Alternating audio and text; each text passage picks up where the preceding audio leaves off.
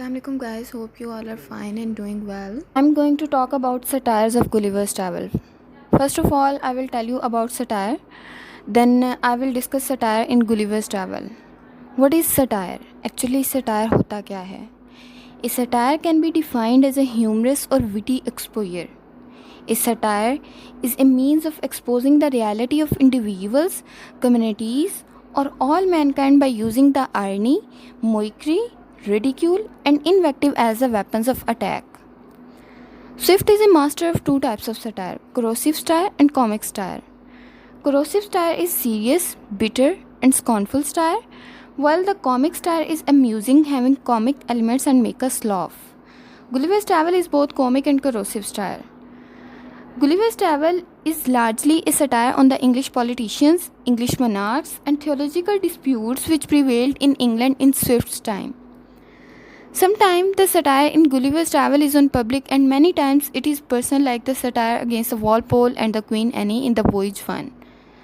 Actually, there are the 4 voyages of this novel, and I will discuss only Voyage 1, which is the journey of Gulliver to Lilliputian, and the Voyage 4, which is about Yahoos and Hoymans.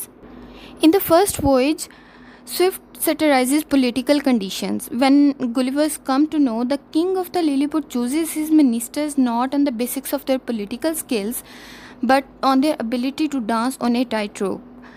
This is the kind of physical satire, and it is also a comic.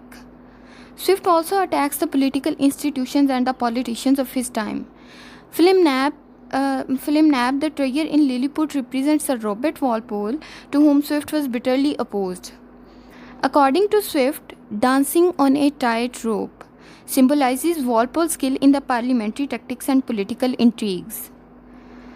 According to Swift, I myself have seen 2 or 3 candidates break a limb, but the danger is much greater when the ministers themselves are commanded to show their dexterity. This is the type of corrosive satire, and a satire on the physical conditions of ministers or common people after doing dangerous tasks and receiving injuries. And another activity which was creeping under a sting represents the synopsis of the king's favourite. Red Diesel represents Lord Carteret, who was appointed by the Walpole to the office of the Lord Lieutenant of Ireland. And the phrase "one of the king's cushion" refers to the one of the king's George mistresses who helped to restore the Walpole to favour after his fall in 1717. According to Swift, the emperor lays on a table 3 fine silken threads of 6 inches long.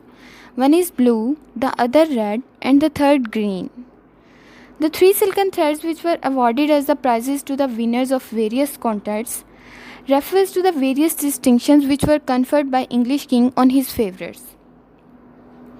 This is a political and comic satire on the favourites of king who receives king's favour after doing tricks, gain high status. And another conflict which was shown between the big Indians and the small Indians. Big Indians believed that egg should be broken down from the bigger end, and the small Indians believed that egg should be broken down from the smaller end. But big Indians and little Indians both shows a historical conflict of England, which was between the Roman Catholics and Protestants. And the another conflict which was between the low heels and high heels is also a satirical comment on the English political parties of that time. One of them was the religious party Whig, and the opposite party was the political party Tory. The alternative names for Whigs and Tories are High Church Party and Low Church Party. Therefore, they were told as high heels and low heels. Swift says that from high and low heels on their shoes by which they distinguished themselves. Swift also says that there have been 2 struggling parties in this empire.